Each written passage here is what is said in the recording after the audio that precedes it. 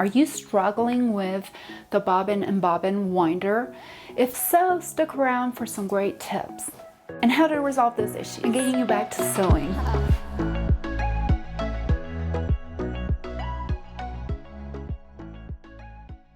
Hi there and welcome to Laugh Sew Create. Today we're talking all about bobbins. So whether you are a beginner sewer or have been sewing for a little bit, you may have encountered these problems on your Juki TL 2010Q. It's a pesky issue and easy to resolve. But if you don't know what you're doing or why that is occurring, it can be really frustrating. So what are some of the issues from improperly threading your bobbin? Well, you could get stitches that are of poor quality, that are inconsistent. You can get thread breakage, as well as weakened seams in your finished product. So problem number one that you may have encountered is when your thread keeps popping out of the bobbin thread guide. Number two would be when your thread, instead of wrapping around the bobbin, keeps wrapping around the base of your thread winding shaft. Or third, you may have experienced that your bobbin is winding all lopsided. So let's take a look at what a properly threaded bobbin should look like. A correctly wound bobbin being nice and straight.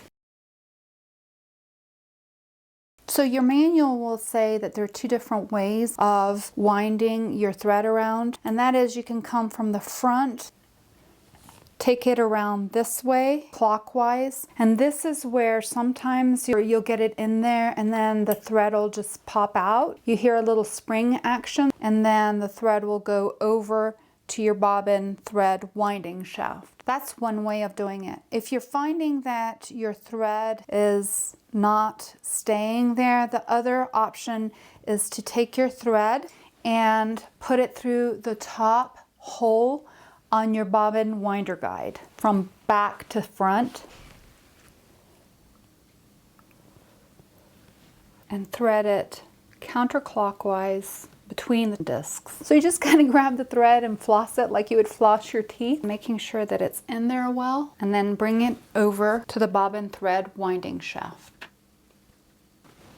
So you'll grab your empty bobbin and you want to make sure that the divot is on top. Going to take your thread and thread it through the hole.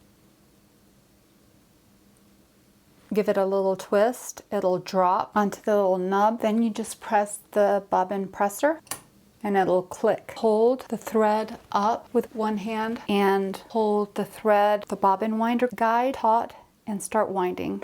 Oh, and turn the machine on. Pull up on the thread and it will automatically cut. You're free to wind the rest of the way. There's more thread on the bottom. You would adjust the bobbin winder guide, and to do so you just grab a Phillips screwdriver to undo the screw. If you're seeing the majority of the thread build on the bottom, you want to move the guide upward. If thicker on the top, then you would push the bobbin winder guide downwards. So I hope you found this information of value. If you did, check out my other video, which is a common issue with the Juki TL 2010Q. In this tutorial, I'll be showing you how to fix that. I will link it up above. If you enjoyed this video, please click subscribe and give it a thumbs up, and happy sewing. I'll catch you later.